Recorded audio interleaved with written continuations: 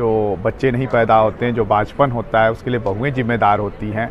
ऐसा नहीं है। इसके लिए जो है ज़्यादातर केसेस में, लगभग मोर देन 90% केसेस में ये देखा गया है कि जो सासू माँ होती है, मतलब लड़के की जो माताजी होती हैं, वो ज़िम्मेदार होती है। दूसरे दिन के पहले सेशन में जो है अभी तक 6 टॉक हुए, जिसमें सबसे पहला टॉक जो है डॉक्टर थंगराज, जो कि CDFD के डायरेक्टर हैं, उनका हुआ।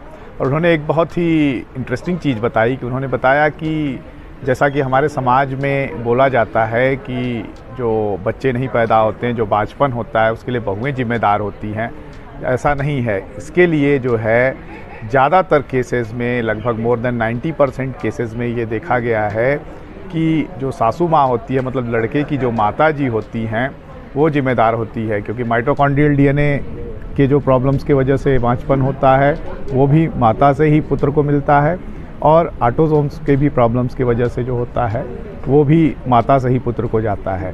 तो उन्होंने कई सारे जीन्स को, लगभग 9 जीन्स को नए आइडेंटिफाई किए जो ऑटोसोम्स में पाए जाते हैं, और ये 9 जीन्स जो है ये सब माता से ही मैक्सिमम आते हैं, जिसकी वजह से इस तरीके की प्रॉब्लम्स होती है। सर आगे पिछले दूसरा दिन है, इसमें जो प्रमुख चीज़ें और भी कुछ क्या निकल के? जी, उसके बाद जो है डॉक्टर नीरज राय का टॉक हुआ, जिन्होंने एंशिएंट DNA पे भारत के बहुत सारे जगहों के सैंपल्स का अध्ययन किया है।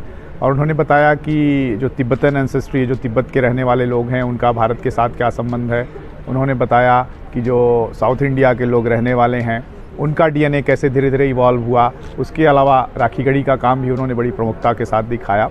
फिर टाइप 2 डायबिटीज़ पे भी काम हुआ। उसके अलावा कार्डियोमायोपैथी, जो एक हार्ट डिजीज़ होता है, जो कि साउथ एशिया के लोगों में, जो भारत के रहने वाले लोग हैं, उनमें बहुत ज़्यादा पाया जाता है। डॉक्टर दंडपानी, जो कि प्रोफेसर हैं इन स्टेम में, उन्होंने बताया कि इस जीन को सबसे पहले उन्होंने खोजा भी था।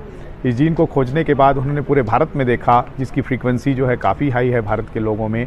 और इस जीन के वजह से नहीं भारत में ही नहीं, साउथ ईस्ट एशिया के लोगों में भी हार्ट अटैक के केसेस मिल रहे हैं। तो फर्दर इस जीन पे वो अध्ययन कर रहे हैं और हार्ट अटैक के बारे में एक बहुत बड़ा ब्रेक थ्रू करने वाले हैं।